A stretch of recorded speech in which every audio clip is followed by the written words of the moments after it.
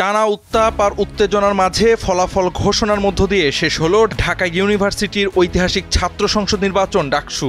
ইতিহাসে প্রথমবারের মতো ডাকসুতে বড় বিজয় পেয়েছে বাংলাদেশ ইসলামী ছাত্র শিবির। তিনটি গুরুত্বপূর্ণ পদ ভিপি, জিএস ও এজিএস সবগুলোতেই জয় পেয়েছে ছাত্র শিবির সমর্থিত ঐক্যবদ্ধ শিক্ষার্থী জোট। বুধবার 10 সেপ্টেম্বর সকালে বিশ্ববিদ্যালয় সিনেট ভবনে আনুষ্ঠানিকভাবে ডাকসু নির্বাচনের ফলাফল ঘোষণা করা হয়। নির্বাচনের প্রধান রিটার্নিং কর্মকর্তা অধ্যাপক মোহাম্মদ জসিমউদ্দিন ফলাফল ঘোষণা করেন।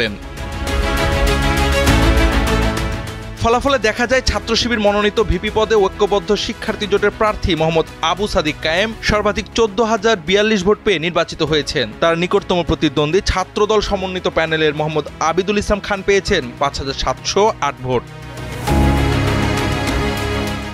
জিএস পদে জয়লাভ করেছেন ছাত্র শিবির সমর্থিত এস এম ফরহাদ, পেয়েছেন 10,794 ভোট। তার নিকটতম প্রতিদ্বন্দ্বী ছাত্রদল সমর্থিত শেখ তানভীর বারী হামিম পেয়েছেন 5,283 ভোট। ডাকসুর এজিএস পদে নির্বাচিত হয়েছেন ছাত্র শিবির সমর্থিত মহিউদ্দিন খান। তিনি মোট ভোট পেয়েছেন 11,772টি। তার নিকটতম প্রতিদ্বন্দ্বী ছাত্রদলের প্রার্থী তানভীর আল হাদি মায়েদ পেয়েছেন 5,064 ভোট।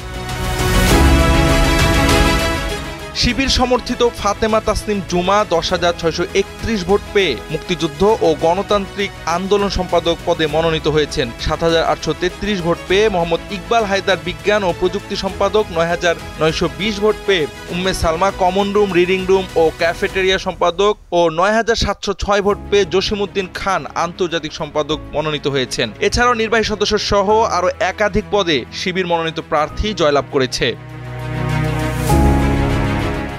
এবারে ডাকসু নির্বাচনে মোট ভোটার ছিলেন 39,874 জন। এর মধ্যে ছাত্রী ভোটার 18,959 এবং ছাত্র ভোটার 20,915 জন। ডাকসুর 28টি পদের জন্য প্রতিদ্বন্দ্বিতা করেন 471 জন প্রার্থী। পাশাপাশি 18টি হল সংসদের 234টি পদে লড়েছেন 1035 জন প্রার্থী। জাওয়াদ আহমদ, সময়ের আলো।